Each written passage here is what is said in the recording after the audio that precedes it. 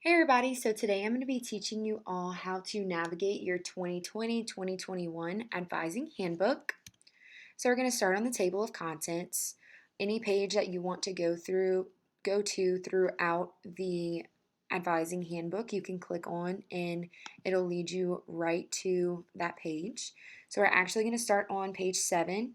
Um, for the academic calendar, it shows you the 2020 summer session, every date that you need to know, 2020 fall semester, when classes begin, when the last day to drop a class is, last day of classes, and then final exams. Same thing for the winter session and the spring session, as well as the summer session. So on page 13, we're going to see general information about Nichols. It'll just tell you a little history about Nichols, our mission, vision, values. And then we're going to go down to page 17, degrees and degree requirements. So university policy does allow a student 7 years to graduate under the catalog in effect at the time of initial enrollment at Nichols, even though the student has made a change in curriculum or has had a break in college attendance. So if you are admitted in the 2020-2021 school year, you can use this catalog for 7 years. Page 17 also shows you all of the degrees awarded here, and it continues on page 18, as well as associate's degrees, minors available to you. And then on page 20 begins degree requirements. So page 20 through page 23 will show you all of the different university requirements, fine arts, humanities, sciences, oral communication, computer literacy requirements. You can find that here. On page 26, you'll see the academic procedures. You'll see student classification. So freshman is 0 to 29 hours, you're considered a freshman. 30 to 59 hours, you're considered a sophomore. Juniors, 60 to 89, and seniors, 90 plus hours. A full-time student does have at least 12 semester hours during a regular semester or in the summer session. And then a part-time student is less than 12 hours. You can take up to 18 credit hours per semester for a fall or a spring semester. Under course numbering system, you'll see that 100 level classes are freshman classes, 200 level classes are sophomore, 300 are junior, and 400 are senior level classes.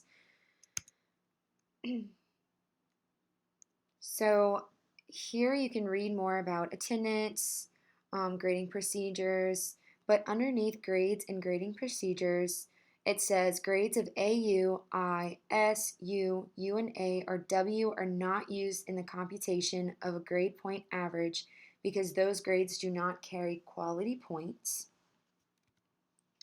So quality points are the numerical values assigned to letter grades A, B, C, D, F, and A.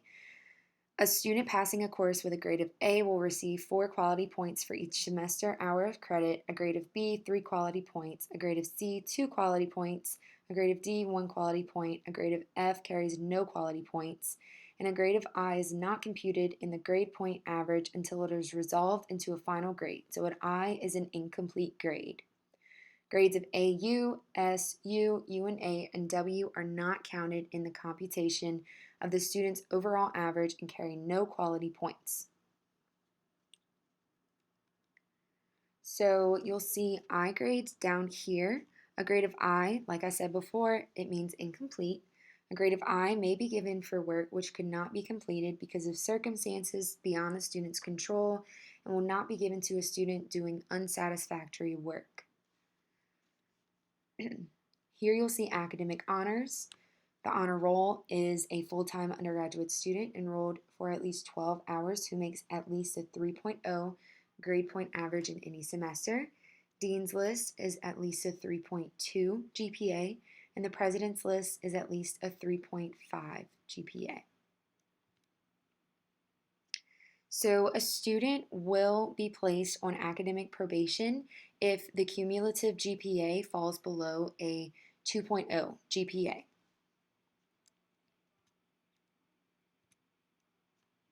On page 31, you'll find information about records and registration. So first things first, email is considered an official method of contact between the university and students. If you need to contact anyone on campus, email is the way to go. At records and registration, it is in 315 Otto Candy's building. You can change your name or your address. You can get your transcript. Records is also where you can go to change your major.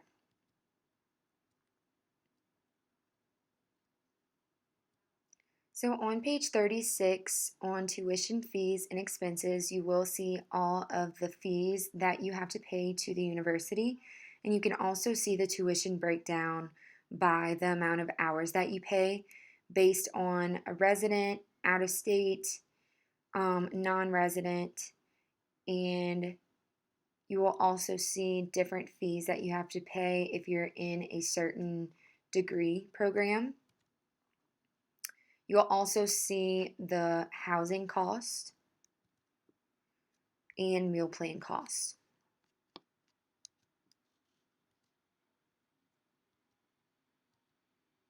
So we're going to go down to page 45. This is financial aid, scholarships, and awards. You do have to apply for financial aid every single year. If you want financial aid, you will have to fill out the FAFSA. So further down, if we go to page 49, it'll talk about the FERPA, which is the Family Educational Rights and Privacy Act. Basically, faculty and staff cannot talk to anyone about you without your permission. And you can fill that out in Banner if you would like us to talk to anyone other than you. So on page 53, you'll find student services, activities, and programs. You can find anything from the bookstore, campus facility reservations, Colonel Car dining services, all here, and their location, phone numbers, and office hours. So for example, scholarships is in 410 Candies Hall. Their phone number is here, and the hours are here.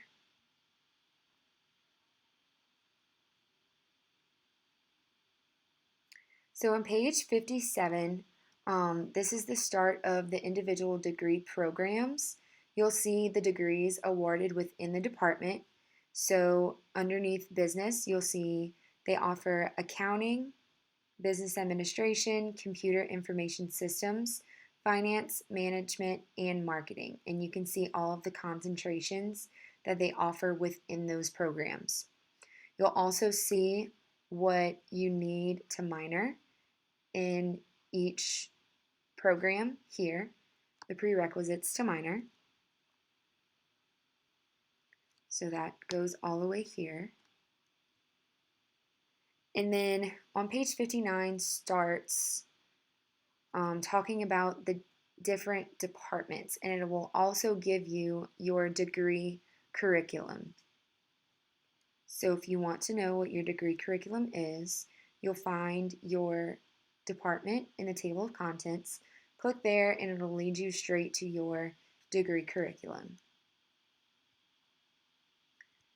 And this will go all the way to page 133. On page 131, you'll find the Academic Services Center and all the information that you need to know about the Academic Services Center. Within the Academic Services Center, we have the Advising Center, University Studies Class, Transfer Student Resource Center, Academic Testing Center, Tutorial and Academic Enhancement Center, University Honors Program, and the Dual Enrollment Program. And everyone's phone numbers and locations are here. On page 136, we have courses of instruction. So basically, this whole last section of the handbook is every single class that is ever offered at Nichols, as well as the prerequisites that go along with the class. So, for example, Accounting 205, the prerequisites, you have to be a sophomore with Math 101. Math 117 is acceptable for non-business majors with permission of department head, so that would be the business department head. And then it tells you exactly what the class is. So it is an introduction to corporate financial accounting systems, including preparing, interpreting, and using financial statements. So these numbers here, the 330, if you look here, under the examples, Accounting 205, Introduction to Financial Accounting, the 330 means 3 semester credit hours, 3 hours lecture per week, and the 0 means no laboratory. So another example that they give is Biology 204, which is a lab class. It is 1 semester credit hour, no lecture, which is what the 0 stands for, and 3 hours of lab each week. And some courses will only be offered in specific semesters, and they are identified by SU, SP, and FA. And sometimes it'll say summer only, spring only, fall only, fall odd years only, fall even years only, spring odd years only, and spring even years only. So this goes on for a lot of pages until the very end of the Advising Handbook. So I won't go through all of these, but we're going to scroll down to page 213. On page 213, you'll find a glossary, and in this glossary, you can look up definitions to words that you may not know. So for example, academic sequence courses, those which must be taken in designated order of sequence. Completion of a lower numbered course is a requisite in order to master subject matter presented in the next higher course. Each department designates sequence courses within its department.